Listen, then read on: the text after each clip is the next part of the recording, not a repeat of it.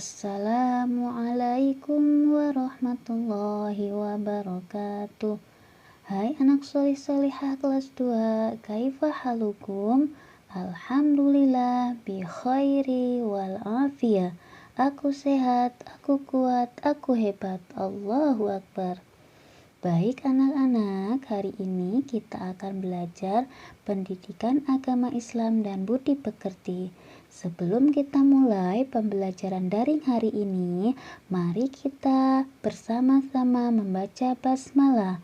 Bismillahirrahmanirrahim. Semoga pembelajaran daring hari ini berjalan dengan lancar dan dimudahkan oleh Allah Subhanahu wa Ta'ala. Dan kita semua diberi kesehatan dan dijauhkan dari segala penyakit. Amin, amin ya robbal alamin. Minggu yang lalu kita sudah belajar tentang Nabi Saleh alaihissalam. Hari ini kita akan belajar tentang kisah Nabi Lut alaihissalam. Mari kita simak kisah Nabi Lut alaihissalam berikut ini. Nabi Lut merupakan nabi yang ke-7. Nabi Lut adalah anak dari saudara Nabi Ibrahim alaihissalam. Nabi Lut alaihissalam lahir di Palestina. Nabi Lut alaihissalam merupakan keponakan dari Nabi Ibrahim alaihissalam. Ayah Nabi Lut alaihissalam bernama Hasan bin Tareh. Nabi Lut alaihissalam diutus oleh Allah Subhanahu wa Ta'ala sebagai rasul untuk berdakwah kepada kaum Sadum. Kaum Sadum memiliki kebiasaan buruk atau maksiat, yaitu para lelakinya tidak mau menikah dengan wanita, tetapi justru mereka menyukai sesama lelaki. Tentu saja kebiasaan ini dilarang oleh Allah Subhanahu wa Ta'ala. Dan melakukan maksiat lainnya seperti melakukan kejahatan, merampok, membunuh, dan menganiaya.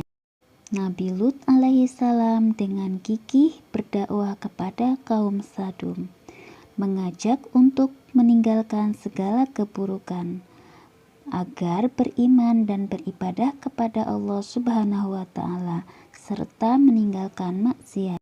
Tetapi kaum Sadum tetap mengingkari janji dan menolak dakwah Nabi Lut alaihissalam. Kaum Sadum berkata, "Datangkanlah siksaan Allah itu, hai Nabi Lut alaihissalam, jika engkau orang yang benar." Nabi Lut alaihissalam tetap berdakwah dan menjalankan perintah Allah Subhanahu wa Ta'ala dengan penuh tanggung jawab dan disiplin. Karena kaum Sadum tetap mengingkari perintah Allah Subhanahu wa Ta'ala, akhirnya Nabi Lut alaihissalam memohon pertolongan kepada Allah Subhanahu wa Ta'ala. Nabi Lut alaihissalam berdoa kepada Allah Subhanahu wa Ta'ala sebagaimana disebutkan dalam Quran surat Al-Ankabut ayat 30. Ya Tuhanku, tolonglah aku atas golongan yang berbuat kerusakan itu. Pada suatu hari Allah mengutus malaikat untuk menyampaikan kabar kepada Nabi Lut alaihissalam. Malaikat tersebut menyamar sebagai 3 pemuda tampan. Kaum Sadum mengetahuinya karena istri Nabi Lut alaihissalam yang mengabarkan kepada kaum Sadum. Beberapa orang kaum Sadum segera mendatangi rumah Nabi Lut alaihissalam. Kaum Sadum menyarankan agar Nabi Lut alaihissalam menyerahkan ketiga tamunya untuk mereka. Namun Nabi Lut alaihissalam menolaknya. Malaikat menyarankan Nabi Lut agar membuka pintu rumahnya dan mempersilahkan mereka masuk. Namun begitu mereka masuk, mereka menjadi buta.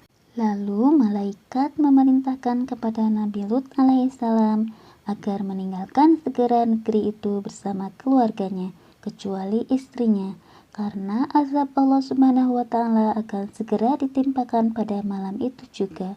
Nabi Lut alaihissalam mengajak seluruh keluarganya, Tetapi istri Nabi Lut alaihissalam tidak mau mengikuti ajakan Nabi Lut alaihissalam.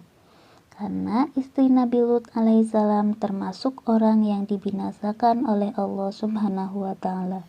Tak lama kemudian wilayah Sadum diguncang gempa dahsyat sehingga seolah-olah bumi Sadum terbalik. Lalu terjadilah hujan batu bercampur api.